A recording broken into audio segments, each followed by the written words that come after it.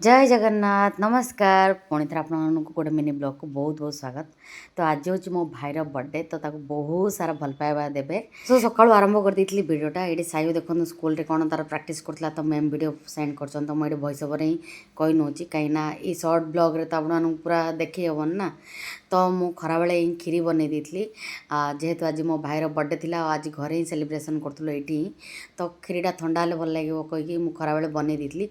एबे देखो राति टाइम है माने संध्या टाइम है सिनु आसीलानी तो मामू को सरप्राइज देव कहीकि भाणजी से ऊपर जगी बस केमी सरप्राइज दौर देखु।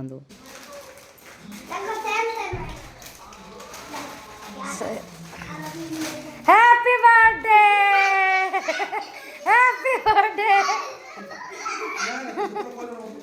हैप्पी बर्थडे मामू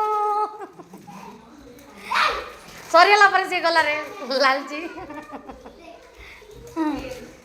तापरे एडी ए रोषे करने आसीगलु तो आज जेहेतु कार्तिक मास चलती तो नॉनवेज ए सब आम धार्मिक हो जाइचु से लगे देखो बनूँ आमर कौन जे छतु पलौ बन आउ पनीर गोटे यूनिक टाइप रेसिपी बन जोड़ार रेसिपी गुड़ा तो सेयार करहबनी बाकी कौन बनी खाली आपण सहित सेयार करनेली।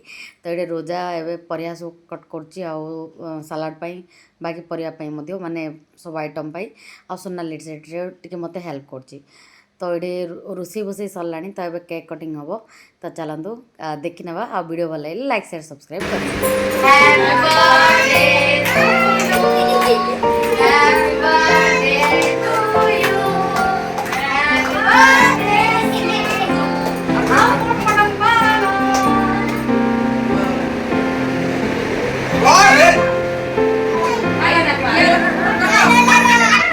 तो एमती गेट टुगेदर बहुत भल लगे। तो ये केक कटिंग सरला तो केक दिया सरला कही कहीदी पलौ बन देलु छतु पलौ पनीर माने मिंट लीफ पकईकी माने पुदीना पत्र पकईकी बनता रेसिपीटा आगे कैमरामैन आमर होती आमर रोशन बाबू।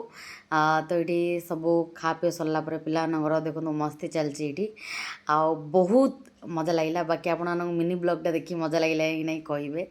तो ये देखो ए पलौ ता सहित पनीर मिंट लीफ पनीर ता सहित खीरी आउ सालाड बास एटा थिला खाइबा।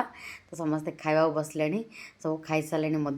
तो दुष्टु ता मामू पूरा घंटा 1.5 घंटा काल रहीकिना मेहनत करके बर्थडे गिफ्टा बन समस्त बर्थडे आसले कार्ड बनाए। तो बास समस्ते ए जावाक बाहर बाकी आज मिनी ब्लॉगटा शेष होगा आसला। जदि आज वीडियो भल लगे निहती भाव वीडियो को ढेर सारा भल पाए like share subscribe and follow करूँ।